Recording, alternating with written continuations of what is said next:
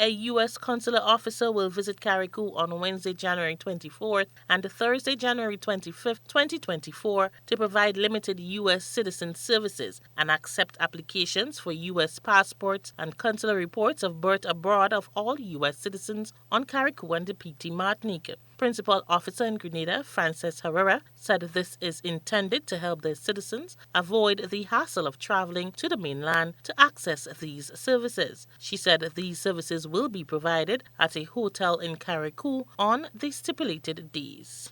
And it's to reach the American citizens that need to have passport renewals and if they want to transfer citizenship to their hopefully U.S. citizen children.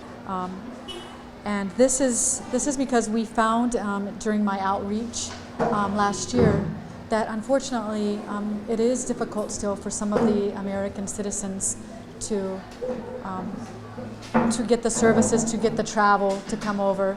And so we were asked if we could do more outreach to the islands, Carriacou and Petit Martinique. So it will be held at the Mermaid Hotel Conference Rooms, and that's in Hillsborough on the 24th and 25th from 10 a.m. to 12 p.m.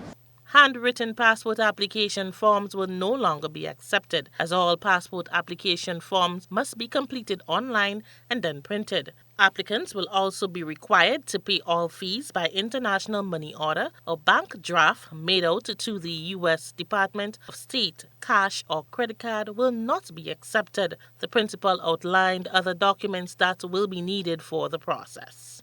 But it's a completed passport application, 2 passport-sized photos, 2x2, a proof of your U.S. citizenship, such as the previous U.S. passport, U.S. birth certificate, the consular report of birth abroad, or a naturalization certificate, and also a social security card or number needs to be available as well.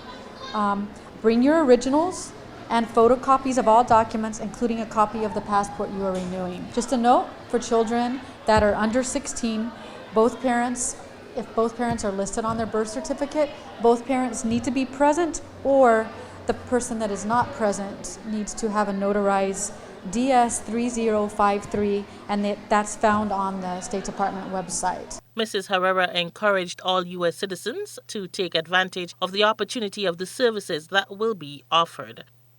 We want to encourage them to come out. We know how much time and effort it takes for them to travel over here to have these services provided. So I would like to really encourage anyone to come out. Unfortunately, those are the only hours we can do it just due to the processing that needs to take place.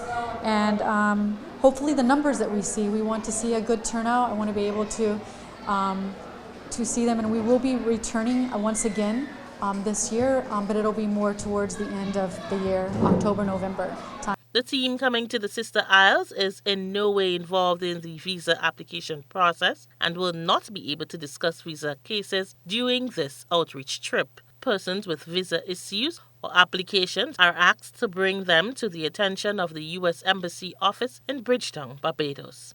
Rena P. Thomas, GBN News.